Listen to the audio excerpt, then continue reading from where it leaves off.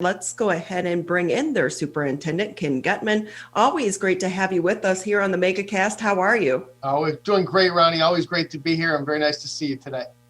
I will say, after our last guest, you need to step up your virtual background game. Quite frankly, what she's doing in her classroom is incredible, and I think it's just awesome. I don't think I can compete with that. She is very creative, and I'm sure her students appreciate it as well. Everyone's trying to get creative during this time. Do you want to talk a little bit about you and members of your team and how you're having to continue to shift how you are operating there at Walled Lake? Well, so, we're doing a good job of upsetting people, I think, because this is a far from ideal situation, Ronnie. I mean, you have a number of people who want to be back in school, including our teachers, but they want to do so safely. And you have a number of community members who want their kids back in school. We all do. We really do. Tomorrow, we're bringing back our elementary students, and we're hoping that it goes really well. We know that we took a pause a few weeks ago, as the governor paused secondary. We paused our elementary. We didn't pause because of the numbers primarily. We paused because we had a number of staff members quarantined. Well, we don't have that same instance right now, and so we're going to bring back our elementary students. We're working to bring back secondary students in January. So there's a lot going on in planning for that as well. And ultimately, we're going to put safety at the forefront in our return and virtually. And so the creativity we're seeing virtually right now is simply incredible, minus the costumes we just saw. Our teachers are doing a fantastic job, and it's hard. And I've shared this with you before. Teaching's hard, period. It's a difficult profession, but teaching virtually, I think, is significantly more difficult. A lot of teachers have been getting very creative in trying to find new ways to reach their students beyond the screen, which can be hard. Like you said, these are hard times, and you can't make everyone happy. But when you're, bringing kids back and then pausing them and bringing them back, would it be easier just to say we're just going to go completely remote until this is over? So the question I would have for you is, when is it over? At what point do you say it's okay to come back? And that's what we grapple with. We agonize over every one of these decisions. At what point do we say that? Is it when we're back to a level B? Is it when the cases are at a certain threshold? Those are tough choices. And ultimately, we could be out the rest of the year if we were to follow that kind of thinking. There are districts out there that have been open and are staying open, and they're having success. So it would be a shame to stay closed because we might close, if you know what I mean. Right. So with that, we talked earlier in the show, some of the Catholic schools have been filing lawsuits trying to keep their schools open, and they're a completely different situation from a public school and from your school district as well, in that they are using the religious argument. Do you see the benefit of some of these lawsuits trying to keep these students in classrooms? And if they were to win, could that, trickle down to your district as well? Yeah, I just read about that this morning, and I'm not sure I want to argue the merits of anybody else's lawsuit, to be honest with you. But sure, there could be a trickle-down effect. If they're successful with their suit in forcing them to have the ability to stay open, that could make some changes. At the same time, we can't open anything but secondary right now, right? The governor's pause for us does not include elementary, so we still have that ability. And that's something we'd have to look at down the road. But ultimately, I don't want to get involved in the Catholic schools lawsuit. Right. And we don't mean for you to do either. No, I know. It's such a tough place that so many people in the education system are involved in right now. And I know for you and members of your leadership team, it's never ending. When you think you get a handle on something and then boom, it changes. And some of these changes are coming overnight. Yeah, everyone's just trying to do their best and to make the best decisions they can. And ultimately, every decision upsets a different group of people. And, I don't think there's anyone out there trying to be malicious, trying to force students in school, trying to force us to stay home. It's ultimately, I respect those who disagree with our decisions. They have the right to do so, and they're advocating for their children or for what they believe is right. That's wonderful. everyone's trying to do what's best and make the best decision they can with information that continually shifts. And I think that's the difficulty. We didn't see this coming, and we don't know what it'll be like 2 months from now, 3 months from now, 4 months from now. So we continually make decisions, and then the information changes and we make another one. What does that flow chart look like in your office every day with all those decisions? It's like a Picasso. It's a little bit of a mess. You know, and knowing that as we are heading into the holiday season and into the winter months, and of course, you know, we were kind of warned that the numbers were going to increase going into the fall season and into the winter months, just because people are having to be indoors more. So I know that you're looking down the road to January and the next semester. However, is there also the possibility that that's not going to happen? And at what time would you make that decision? What really concerns me is what we keep hearing about from public health officials as to what needs to happen over the next several weeks. If people continue to congregate with people outside their family and have the kind of holiday parties that we all know and love, then I have a feeling it will affect our ability to open. And if people are able to stay separate and stay in their own homes, as difficult as that is, especially in a season like this, if they're able to do that, it will mitigate any further cases, and then that, you know, would aid our ability to open again. And knowing that too, it's got to be hard. I know we've talked about this before. Teacher staffing, or staffing in general, tough right now, because when you have one teacher out and then they have to quarantine, then that can, you know, upset the apple cart of every, you know, there are so many pieces to this puzzle.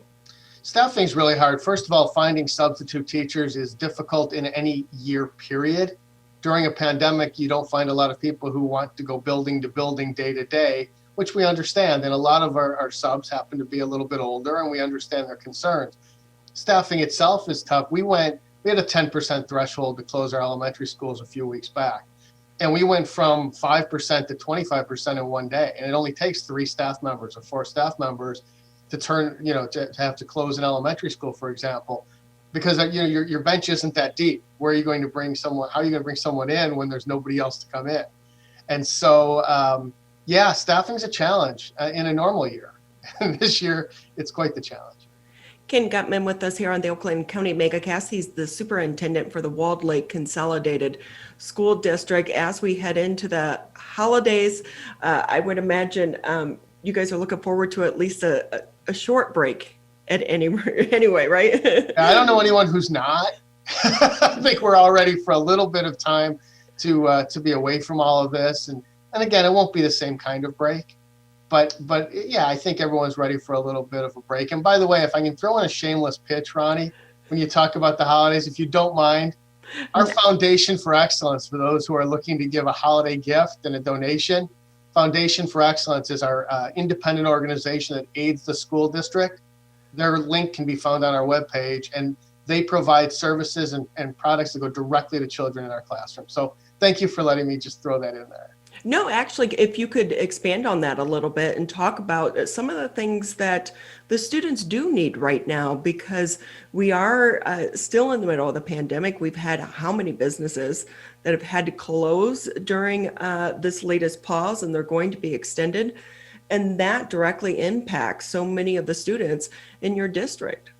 It does, and we've talked about it before, the fact that those who are most vulnerable are significantly impacted more during a time like this. You look at students who struggle to read, students living below the poverty line. There's a lot that we can do for them in terms of providing literacy materials, in terms of providing support, in terms of providing food and gift cards to their family, and we do everything we can to help them be successful at a difficult time like this. And our foundation is integral in that. Do you want to talk a little bit about the mental health for some of these kids? Do you have any programs that are helping them? Kids are smart. They can pick up on the stress that their parents are experiencing. Sure. And we do have an outreach through our counselors, through our social workers, through our psychologists, through our staff members in terms of social emotional learning. Mental health is a huge issue right now for adults and children. And social isolationism adds to that. And so we're doing our best to reach out, but we'd encourage anyone who's struggling within our school system to contact us, 248-956-2000, so we can put you in touch with someone who can help. Is that a lot of it is at this point in time, make sure you're asking for help. It's okay to reach out and ask for help because you don't want to try to survive this on your own. No, it's not the time to be prideful. We need people to reach out and ask because we're here to support them. And we certainly want to make sure our adults and our children in our school community are healthy. So with that, just about another few minutes here with you, Superintendent, anything you want to touch on that maybe I didn't bring up? Because I know you guys have a lot going on. Well, I just want to thank our community again, Ronnie. Whether they agree with what we're doing or disagree, at least they're letting us know.